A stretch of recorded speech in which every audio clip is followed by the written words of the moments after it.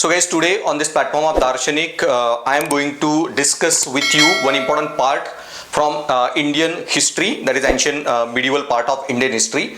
So today's topic guys is important inscriptions in Indian history.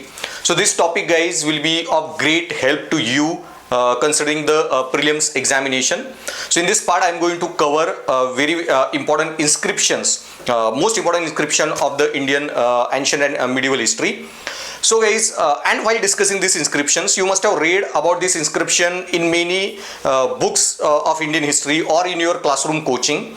But guys, while teaching this part, I am going to focus on those areas, or I am going to give you such a prelim ke facts which will be of great help, which you will ignore while reading, or you will not focus on those facts. Yeah, mostly these facts remain unnoticed, but they are very significant considering these inscriptions and their relation with Indian history. So let's discuss such a important inscriptions and some unique points about those instructions. Now guys, next most important inscription that you should know about is Mehrauli iron inscription or iron pillar inscription. So as we know, in Delhi, in Mehrauli region, in Qutub complex, there is this iron pillar. Now this iron pillar inscription is dedicated to the Gupta emperor Chandragupta II Vikramaditya. So there was initially confusion because there was Chandragupta I, another Gupta king, and Chandragupta II.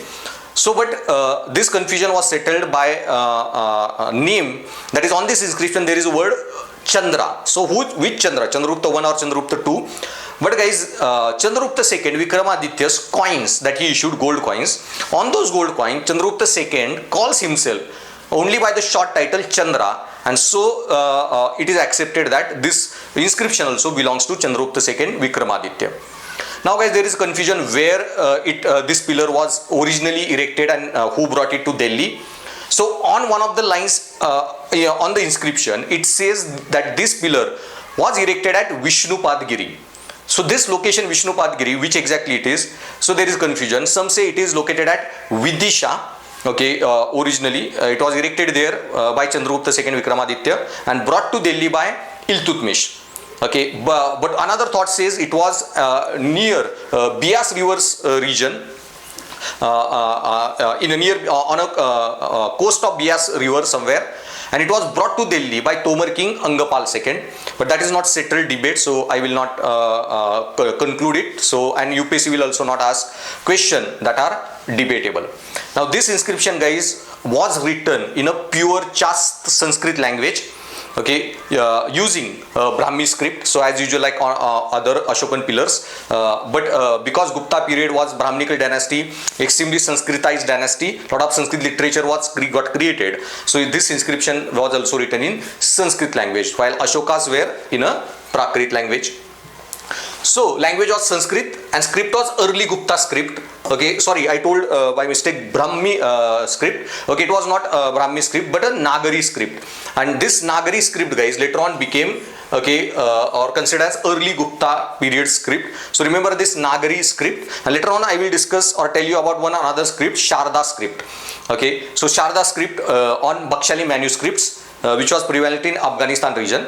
But remember this Mehrauli iron inscription was in Nagari script. So it contains 3 shlokas which gives us important information about Gupta dynasty, Chandragupta II Vikramaditya.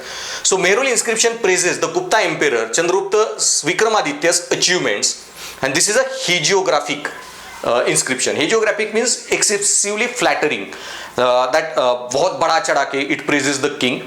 Okay, such inscriptions are called hagiographic. Same way there is another Allhabad pillar inscription of Samudragupta, another Gupta emperor, okay, written by Hari Sen, which is also said to be the kind of hagiographic because it extremely exaggerates his achievements. But that's quite natural. If you are writing a poem on some king, then thoda bada chada ke you have to present that.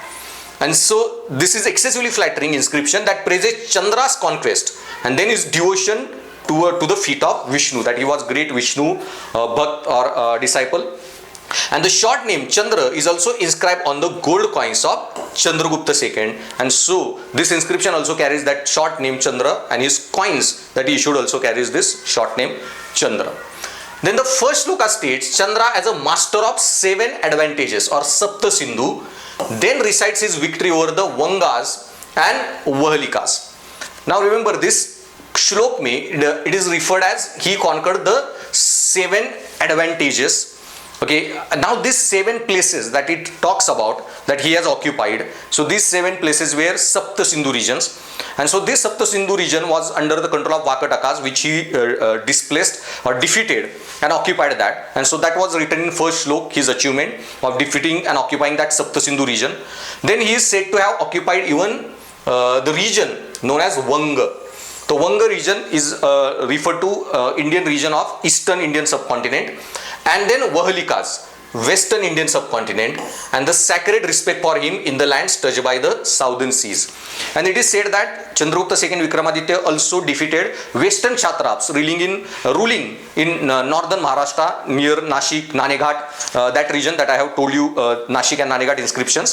So this region was under control of Western Kshatrapas, and even they were defeated by Chandragupta II Vikramaditya, and his border reached even a southern sea, that is Arabian coast, and even people of Maharashtra respected him. So that's what Chandragupta II's, this first shlok on Iron Pillar talks about Chandragupta II's achievements. Now here guys, you need to remember these words, okay, Vanga and Vahalikas. UPSC generally asks such a one-liners.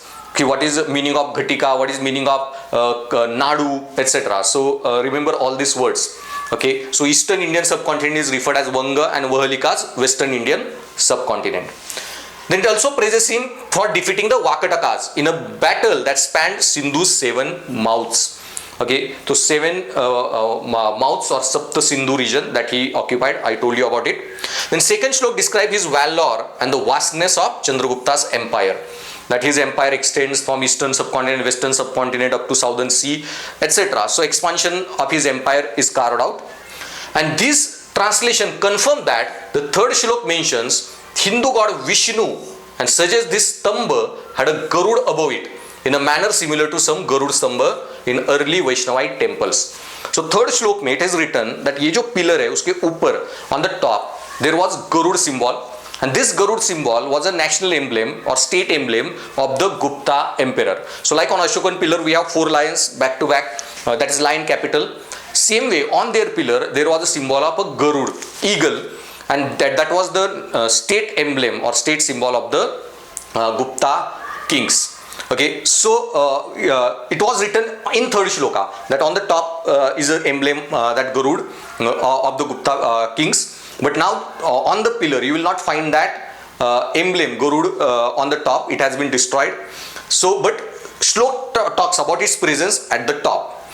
Then this verse also mentions the place where the pillar was installed, namely Vishnu Padgiri. So third shlok also mentions that this pillar has been constructed or erected at a location Vishnu Padgiri. Now we don't know the name or exactly which location it was, but more probably Vidisha caves, where we find another Garud pillar also at Besnagar and in that region. So it is thought to have had the emblem of the mythical bird Garud and the Gupta symbol at the top, but it is now missing, so we don't find that symbol anymore. Then guys, next important inscription or part of inscription you should know, that is Allhabad pillar inscription or Prayag Prashasti inscription. So Allhabad, as we know, renamed as Prayag. So at Prayag we have confluence of Ganga, Jamuna and mythical Saraswati rivers. Now this pillar guys was originally Ashokan pillar, and it has Ashoka's inscription in Prakrit language and Brahmi script. But on the same pillar, later on, Samudragupta's court poet Harisen also composed lines in praise of the Samudragupta. Also, it is a hagiographic that extremely excessively flattering and talks highly about Samudragupta. He may not be that legendary king, but it talks highly about Samudragupta. And on the same pillar, you find third inscription of Mughal time period, and which gives information about Jahangir and his ancestors. So we will be focusing on only Samudragupta's inscriptions created or written by court poet Harisen. So here in this inscription guys, okay, Samudragupta is shown or said to have defeated 9 kings of Aryavarta, 12 kings of South India, and also many tribal chiefs or tribal kings who are living in forest or those jungles. And so he was said to be quite legendary. And this inscription also mentions Samudragupta as Kaviraj, that is the king among the poets. So this information and lot of information about Gupta Empire in general we get from this inscription. So Allhabad pillar inscription, also known as the Prayag Prashasti, is a eulogy of the Gupta Emperor Samudragupta from 4th century CE. So it is written in Sanskrit language, Brahmi script, and it was composed by Hari Sen, court poet of Samudragupta. Okay, so inscriptions are written on Ashokan pillar brought from Kaushambi by Samudragupta in 200 AD. Okay, so inscriptions are written on Ashokan pillar brought from Kaushambi by Samudragupta in 200 AD. So originally it was Ashokan pillar located at Kaushambi. Inscription mentions Samudragupta defeating 9 rulers of Aryavarta, 12 kings in south, and reduced all Atavika. So remember this word on the inscription, Atavika. So this word Atavika states to a forest kingdoms. So UPSC will ask you simple question, what was the word Atavika refers to in a medieval time period. Then Atavika word is for the forest kingdoms who were ruling in North India that Samudragupta has defeated. So in general forest kingdoms were called Atavikas, which he made their vassalage or feudal lords kind of thing. Then no mention of Ashwamedh. Now this is very important thing, guys, that it has been written that Pushyamitra Sunga has done Rajsu sacrifice, Rajsu Yajna, and after that, okay, some books refer to Samudragupta performing Ashwamedh sacrifice or Ashwamedh Yajna. Now Ashwamedh Yajna is such a rare event in history. Okay, any king has performed Ashwamedh Yajna is very big achievement. So when we talk about this Ashwamedh Yajna being conducted by Samudragupta, we get references about it in different books. But okay, this inscription nowhere mentions this Ashwamedh sacrifice. So then it could be that this inscription was written or created before he performed the Ashwamedh sacrifice. Okay, so no mention of Ashwamedh Yajna performed by Samudragupta. Then it is written in Champu Kavya style. So it is written both in verse and prose, Gadya or Padya ka Mishran. Okay, so remember this, it is written in Champu Kavya style. Now Champu Kavya style means what? That this is a style of a poetry which was existing already from ancient time period, where it is a mixture of Gadya and Padya or prose and verse, and this inscription we find this kind of style. So remember this word Champu Kavya style, which is very important. And this Hari Sen also referred to him as Kaviraj, that I told you, great poet. So he called Samudragupta great poet. So this inscription, guys, mentions the ancestors of the king and their titles, and that Samudragupta's father was Chandragupta I, and also refers to his mother Kumara Devi as a Lichavi princess. So from that we come to know that his mother belonged to Lichavi kingdom, princess of Lichavi kingdom, and princess of the Lichavis, and therefore Samudragupta is referred to as Lichavi Dohitra, or grandson of the Lichavis or descendant of the Lichavis. So this, it mentions him as a Lichavi Dohitra.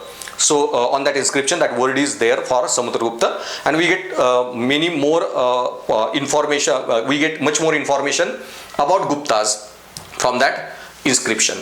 So guys, that's all about the inscriptions. Now many more inscriptions I will be discussing with you on my app classes. Do enroll there, and as I told you, I have already launched my essay and ethics courses on my app, so do check them out. And on my YouTube channel you will find many statistics related lectures and many lectures about how to write essay, and some ethics classes also uploaded. I also uploaded some prelim shorts, so do take advantage of those also for your prelims preparation. Okay, and also connect with me on UPSC Ethics for Telegram channel to download these notes, and check my app on Google Play. Link is given in the description. There you enroll for those courses.